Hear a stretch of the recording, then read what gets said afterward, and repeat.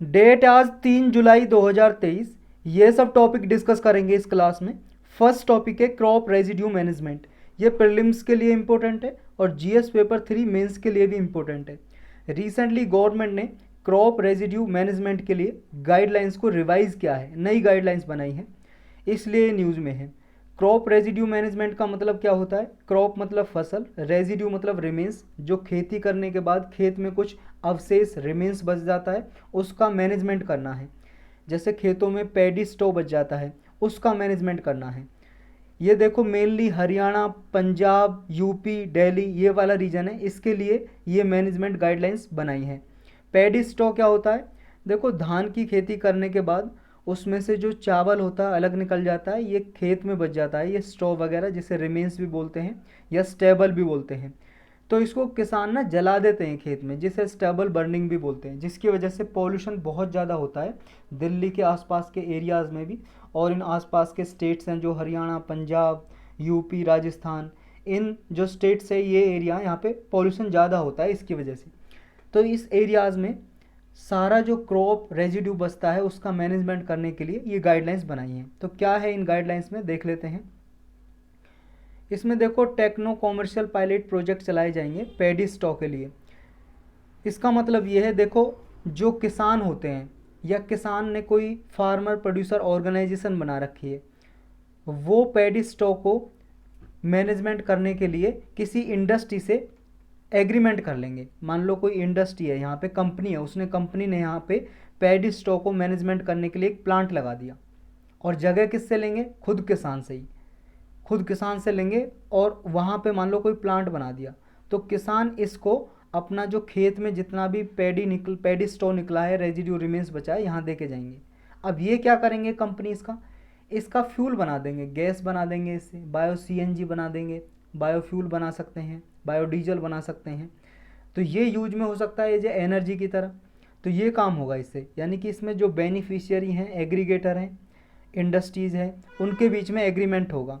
Beneficiary या aggregator कोई भी हो सकता है, किसान हो सकता है, या रूरल एंटरप्रेन्योर्स जो गांव में उद्योगपति होते हैं वो हो सकते हैं। मान लो इन्होंने किसानों से ख़रीद लिया, रूरल एंटरप्रेन्योर्स ने पैडी स्टॉक, फिर ये इंडस्ट्री को बेच सकते हैं। या कोऑपरेटिव सोसाइटी हो सकती है किसानों की, या किसानों द्वारा बनाया गया फार्मर प्रोड्यूसर ऑर्गेनाइजेशन हो सकती है, या पंचायत हो सकती है, गांव की जो पंचायत होती है, मान लो उसने खरीद लिया हो सारे गांव का इकट्ठा किसानों से पैडी स्टॉक, तो वो इस इंडस्ट्री के साथ एग्रीमेंट कर सकते हैं। गवर्नमेंट इसके लिए फाइनेंशियल असिस्टेंस प्रोवाइड करेगी मशीनरी और इक्विपमेंट के लिए। जो कंपनी मशीनरी इक्विपमेंट लगाएगी उसके लिए वित्तीय सहायता देगी गवर्नमेंट इस प्रोजेक्ट में। जैसे मान लो एचपी ट्रैक्टर या कटर, टेडर, लार्ज बेलर्स या रैकर्स, लोडर, ग्रेबर्स, टेलीहैंडलर्स, ये सारे इक्विपमेंट है जो उसमें काम आएंगे क्रॉप रेजिड्यू को मैनेजमेंट करने के लिए। स्टेट गवर्नमेंट इस प्रोजेक्ट को अप्रूव करेगी सैंक्शनिंग कमेटी के थ्रू। स्टेट गवर्नमेंट देखो एक कमेटी बना देगी, सैंक्शनिंग कमेटी, ये क्या है? अप्रूवल देगी, अनुमति इसके लिए। फंडिंग पैटर्न क्या होगा इसमें? देखो सेंट्रल और स्टेट गवर्नमेंट 65% फंडिंग देंगे दोनों मिलके, बाकी की जो है 35%, उसमें से 25% जो खुद इंडस्ट्री है जिसने प्लांट लगाया है पैडी स्टॉक को मैनेजमेंट करने के लिए, वो लगाएगी 25% की लागत, और 10% खर्चा खुद बेनिफिशियरी उठाएंगे, किसान वगैरह, एग्रीगेटर या बेनिफिशियरी। जो लैंड चाहिए प्लांट को लगाने के लिए वो भी कौन देगा? जो बेनिफिशियरी हैं वो देंगे इंडस्ट्री को, ताकि वहाँ पे अपना प्लांट लगा सकें और उस पैडी स्टॉक को मैनेज कर सकें। आउटकम क्या निकलेगी इसके, क्या क्या फ़ायदे होंगे? पहला तो ये है इन सिटू ऑप्शन मिलेगा सप्लीमेंट करने के लिए। इन सिटू का मतलब है, देखो कोई चीज़ नेचुरली जहाँ पे उग रही है वहीं पे उसका मैनेजमेंट या प्रिजर्वेशन किया जाए, तो वो होगा इन सिटू मैनेजमेंट। जैसे खेत में ही पैडी को लिया जा रहा है, खेत में ही एक प्लांट बना दिया, वहीं पे उसको मैनेज किया जा रहा है, वहीं पे उसका बायो सीएनजी बायोफ्यूल बनाया जा रहा है, तो ये हो गया इन सिटू। अगर यहाँ से खेत से ले जाकर कहीं दूर इंडस्ट्री में ले जाकर उसका मैनेजमेंट करें तो वो हो जाएगा एक्स सिटू, इनकी जगह ई एक्स आ जाएगा, एक्स सिटू। तो ये सप्लीमेंट होगा इन सिटू ऑप्शन का।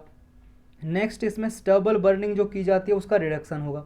स्टबल बर्निंग हमने जाना था क्या है, किसान खेती करने के बाद जो अवशेष बचता है खेतों में उसको जला देते हैं, जिसकी वजह से पॉल्यूशन होता है।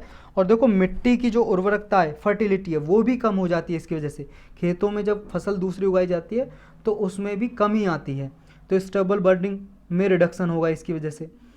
और कम से कम देखो पिछले 3 सालों में लगभग 1.5 million metric ton surplus paddy stock collect किया गया है। इसकी वजह से जो खेतों में किसान जला देते थे स्टबल को, वो कम हुआ है।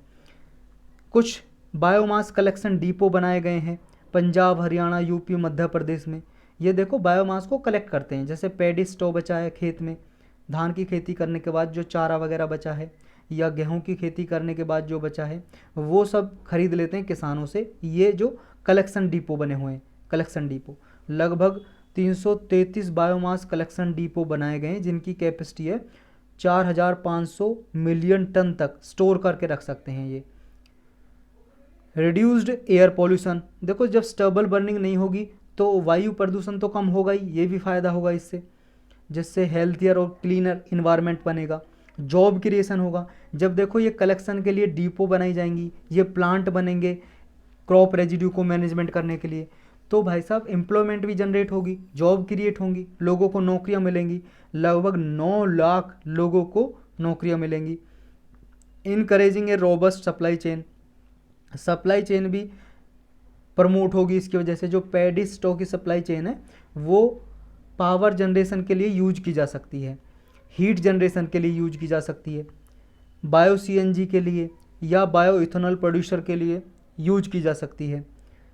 स्टिमुलेटिंग इन्वेस्टमेंट, देखो जब ये सप्लाई चेन अच्छी होगी, पैडी स्टॉक को जब लाया जा सकता है इंडस्ट्री के पास, तो इससे क्या है, और ज़्यादा नई इंडस्ट्रीज़ हैं वो इन्वेस्टमेंट करेंगे, निवेश करेंगी इस एरियाज़ में, तो नई इन्वेस्टमेंट आएगी बायोमास से बायोफ्यूल और एनर्जी सेक्टर में कन्वर्ट करने के लिए बायोमास को।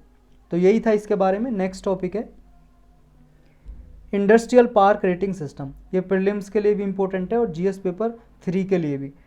देखो ministry of commerce and industry है जो वाणिज्य मंत्रालय, वाणिज्य एवं उद्योग मंत्रालय जो, उसके अंदर ये डिपार्टमेंट काम करता है, DPIIT, department for promotion of industry and internal trade. इसने अभी एक वर्कशॉप कराई थी, मतलब मीटिंग कराई थी, किसके लिए, इंडस्ट्रियल पार्क रेटिंग सिस्टम के लिए, न्यू दिल्ली में। जैसा इसके नाम में आ रहा है ना, इंडस्ट्रियल पार्क रेटिंग सिस्टम, मतलब काम क्या करता है, क्या काम है इसका, इंडस्ट्रियल पार्क को रेटिंग देता है ये। और इंडस्ट्रियल पार्क क्या होते हैं, ये वो वाले पार्क नहीं होते जो घास वाले जिनमें पेड़ पौधे होते हैं, ये पार्क है इंडस्ट्री के, मतलब ऐसा एरिया जहाँ पे इंडस्ट्री बनी हुई है, कंपनी वगैरह बनी हुई है, उसे बोल देते हैं इंडस्ट्रियल पार्क।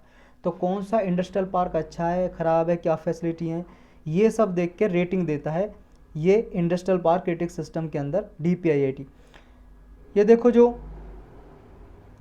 IPRS सिस्टम है, ये DPIIT ने लॉन्च किया था 2018 में। IPRS का मतलब ये industrial park rating system launch किया था 2018 में। और इसमें कौन कौन सपोर्ट कर रहा है, एशियन डेवलपमेंट बैंक कर रहा है और ministry of electronics and information technology, ये दोनों सपोर्ट कर रहे हैं। इंडस्ट्रियल पार्क रेटिंग सिस्टम है जो, ये देखो जो इंडिया इंडस्ट्रियल लैंड बैंक का प्लेटफॉर्म था उसका ये एक एक्सटेंसन है, और इसमें 4500 से ज़्यादा इंडस्ट्रियल पार्क इंक्लूड हैं जिनको ये रेटिंग दी जाती है। इसमें GIS बेस्ड डेटाबेस यूज किया जाता है। GIS का मतलब है geographical information system enabled database का यूज किया जाता है कि इन्वेस्टमेंट करने के लिए कौन सी लोकेशन सही है, कौन सा इंडस्ट्रियल पार्क सही है इन्वेस्टमेंट करने के लिए। तो ये देखती हैं इंडस्ट्रीज। इसमें लक्ष्य क्या है इस रेटिंग सिस्टम का, एम, इसमें जो कंट्री के इंडस्ट्रियल पार्क है, स्पेशल इकोनॉमिक जोन से SEZ, उनको रेटिंग दी जाती है। इसमें इंडस्ट्रियल पार्क को रेटिंग किसके आधार पर दी जाती है, 4 पिलर हैं जिनके आधार पर रेटिंग दी जाती है। देखा जाता है कि उस इंडस्ट्रियल पार्क में इंटरनल इंफ्रास्ट्रक्चर या यूटिलिटीज़ कैसा है, वहाँ पे जो रोड वगैरह उसके अंदर बने हुए हैं अच्छे, पानी की फैसिलिटी है, पावर की फैसिलिटी है, बिजली की फैसिलिटी, ये सब कुछ देखा जाता है। फिर एक्सटर्नल इंफ्रास्ट्रक्चर एंड फैसिलिटीज़, ये जो इंडस्ट्रियल पार्क हैं दूसरे एरियाज से, शहर से या किसी पोर्ट वगैरह से जुड़े हुए हैं नहीं हुए, रोड के जरिए, रेलवे के जरिए या किसी और ट्रांसपोर्टेशन सिस्टम के जरिए, ये भी देखा जाता है। बिजनेस सपोर्ट सर्विस देखी जाती है, वहाँ पे कितनी बिजनेस सपोर्ट सर्विस हैं। इन्वायरमेंटल एंड सेफ्टी मैनेजमेंट कैसा है, ये भी देखा जाता है। तो इन 4 पिलर के आधार पे रेटिंग दी जाती है। इंडस्ट्रियल पार्क और स्पेशल इकोनॉमिक जोन है, ये देखो 3 कैटेगरी में आइडेंटिफाई किए गए हैं, लीडर, चैलेंजर और एस्पिरेंट। लीडर मतलब जो अच्छे काम कर रहे हैं, चैलेंजर मतलब अभी चुनौतियाँ फेस कर रहे हैं, एस्पिरेंट मतलब अभी सेटअप हो रहे हैं वो, और इतना अच्छा उन्होंने हासिल नहीं किया है इस एरियाज़ में। जो पर्टिकुलर पोर्टल है, एक इंटीग्रेटेड पोर्टल बनाया गया है इनके लिए, जो जीआईएस बेस्ड सिस्टम यूज करता है स्टेट्स और यूनियन टेरिटरी के लिए। मतलब उस पर सारी इन्फॉर्मेशन मिल जाती है रियल टाइम बेसिस पे इस पोर्टल पे। अब आते हैं industrial park rating system report 2.0। देखो इसी का सेकंड वर्जन लॉन्च किया था 2021 में DPIIT ने, जिसने ये IPRS सिस्टम लॉन्च किया था, इसी ने सेकंड फेज लॉन्च किया था इसका 2021 में। इसमें और एडवांस मेजरमेंट ऐड कर दिए थे इंडस्ट्रियल कम्पिटिटिवनेस को बढ़ाने के लिए। इंडस्ट्री आपस में कंपटीशन बढ़े, इनका ज़्यादा से ज़्यादा इन्वेस्टमेंट हो इंडस्ट्रियल पार्क में, इसके लिए और इसमें फ्रेमवर्क ऐड कर दिए थे। कौन से फ्रेमवर्क? जो ग्लोबली अडॉप्ट किए जाते हैं। जैसे देखो United Nation industrial development organization जो यूनिडो है, एक यूनाइटेड नेशन की स्पेशलाइज एजेंसी है, इसका एक international guidelines for industrial park है। मतलब कुछ इंटरनेशनल गाइडलाइंस हैं इसकी इंडस्ट्रियल पार्क के लिए, वो गाइडलाइंस अडॉप्ट की इसमें IPRS सिस्टम है जो हमारा। और जो इको इंडस्ट्रियल पार्क फ्रेमवर्क है ये भी इसमें इंक्लूड की। इको इंडस्ट्रियल पार्क फ्रेमवर्क है ना, सबसे पहले देखो 1992 में जो अर्थ समिट हुआ था रियो डी जनेरियो ब्राज़ील में, वहाँ पे जो कॉन्फ्रेंस हुई थी United nation conference on environment and development, उसमें ये पहले प्रेजेंट किए गए थे, फिर ये यूनिडो ने अडॉप्ट किए, वर्ल्ड बैंक ने अडॉप्ट किए। तो ये फ्रेमवर्क भी इसमें इंक्लूड किया IPRS सिस्टम है जो हमारा। स्पेशल इकोनॉमिक जोन जान लेते हैं, वो IPRS से तो ख़त्म हो गया। स्पेशल इकोनॉमिक जोन क्या होते हैं? देखो हमारे कंट्री में ही, या कोई भी कंट्री बना सकती है अपनी कंट्री में, देश में कोई भी गवर्नमेंट, तो हमारी कंट्री में अगर मान लो कोई एरिया है, एक एरिया को डिक्लेयर कर दिया कि ये स्पेशल इकोनॉमिक जोन है। अब यहाँ पे ना जो हमारी कंट्री में लॉ हैं वो यहाँ पे लागू नहीं होंगे, यहाँ पे स्पेशल टाइप के लॉ इसके लिए स्पेशल बनाए जाते हैं। लॉ तो लागू होंगे जनरली, लेकिन इसके लिए स्पेशल एडवांटेज दिए जाते हैं। जैसे टैक्स इंटेंसिव दिया जाता है, मान लो इस एरिया में ये स्पेशल इकोनॉमिक जोन डिक्लेयर कर दिया, अब इस एरिया में कोई कंपनी खोलेगा तो उसको स्पेशल इंसेंटिव दिए जाते हैं, टैक्स इंसेंटिव दिए जाते हैं उसे, और सपोर्ट करती है गवर्नमेंट फाइनेंशियल असिस्टेंस वगैरह प्रोवाइड करके। तो यहाँ पे जो इकोनॉमिक रेगुलेशन होती हैं वो डिफरेंट होती हैं और एरियाज से, अदर कंट्री के एरिया जो उनसे डिफरेंट होती हैं। किस लिए बनाए जाते हैं फिर ये स्पेशल इकोनॉमिक जोन? इसलिए बनाए जाते हैं ताकि इस एरिया में ज़्यादा से ज़्यादा कंपनी आएँ, इन्वेस्टमेंट करें, और यहाँ से हमारे इंडिया से ज़्यादा एक्सपोर्ट हो, इस एरिया से ज़्यादा दूसरे देशों में माल भेजा जाए, एक्सपोर्ट किया जाए, और फॉरेन इन्वेस्टमेंट भी आए, टेक्नोलॉजिकल एडवांसमेंट हो यहाँ पे। तो इस सब के लिए ये स्पेशल इकोनॉमिक जोन बनाए जाते हैं। और जब ये सब कुछ होगा, इंडस्ट्री आएंगी, इन्वेस्टमेंट होगा, टेक्नोलॉजिकल एडवांसमेंट होगा, तो एम्प्लॉयमेंट जनरेशन भी होगा, इकोनॉमी को फ़ायदा होगा, रोजगार मिलेंगे। ये स्पेशल इकोनॉमिक जोन्स पॉलिसी बनाई थी हमारे इंडिया में अप्रैल 2000 में। उसके बाद एक एक्ट पास कर दिया पार्लियामेंट ने 2005 में, स्पेशल इकोनॉमिक जोन एक्ट 2005। उसके बाद इंडिया में स्पेशल इकोनॉमिक जोन बनाए गए। यही था इसके बारे में। नेक्स्ट टॉपिक है top scheme, target Olympic podium scheme. ये प्रीलिम्स के लिए इंपॉर्टेंट है मेनली। रिसेंटली देखो इंडियन रेसलर हैं जो कुश्ती लड़ने वाले खिलाड़ी हैं या टॉप के एथलीट्स हैं, टॉप स्कीम में भी आते हैं athletes. Target Olympic podium scheme में 2 एथलीट को भेजा गया, किर्गिस्तान और हंगरी। कौन कौन से? विनेश फोगाट और बजरंग पुनिया, ये कुश्ती प्लेयर हैं, इनको भेजा गया किर्गिस्तान और हंगरी। किर्गिस्तान और हंगरी कहाँ है आप जानते हो? ये आप देख रहे हो यहाँ पे, ये है आपका किर्गिस्तान, इसका बॉर्डर लगता है चाइना से भी, कजाकिस्तान से भी लगता है, इधर ताजिकिस्तान से, उज्बेकिस्तान से। तो लैंड लॉक कंट्री है, समुद्र के पास नहीं है। दूसरा हंगरी यूरोपियन कंट्री है, यहाँ पे है हंगरी, यहाँ पे देख सकते हो, आपके पास बड़ा मैप होगा उसमें लिखा होगा। तो यहाँ पे भेजे गए किस लिए? इंटरनेशनल ट्रेनिंग कैंप के लिए, ट्रेनिंग के लिए भेजे गए ये। क्योंकि जो ये टॉप स्कीम है ना, इसका मकसद ही ये है कि जो खिलाड़ी हैं उनको अच्छे से अच्छी फैसिलिटी दी जाए, ट्रेनिंग दी जाए, ताकि वो ओलंपिक में मेडल ला सकें। तो ये इंडिया में जो खिलाड़ी हैं, ओलंपिक खिलाड़ी हों चाहे पैरा ओलंपिक खिलाड़ी हों, पैरा ओलंपिक मतलब जो डिसेबल पीपल होते हैं उनके लिए एक पैरा ओलंपिक होता है, जैसे ओलंपिक नॉर्मल पीपल के लिए होता है। तो इनकी परफॉर्मेंस बढ़ाने के लिए, इम्प्रूव करने के लिए 2014 में ये टॉप स्कीम स्टार्ट की गई थी।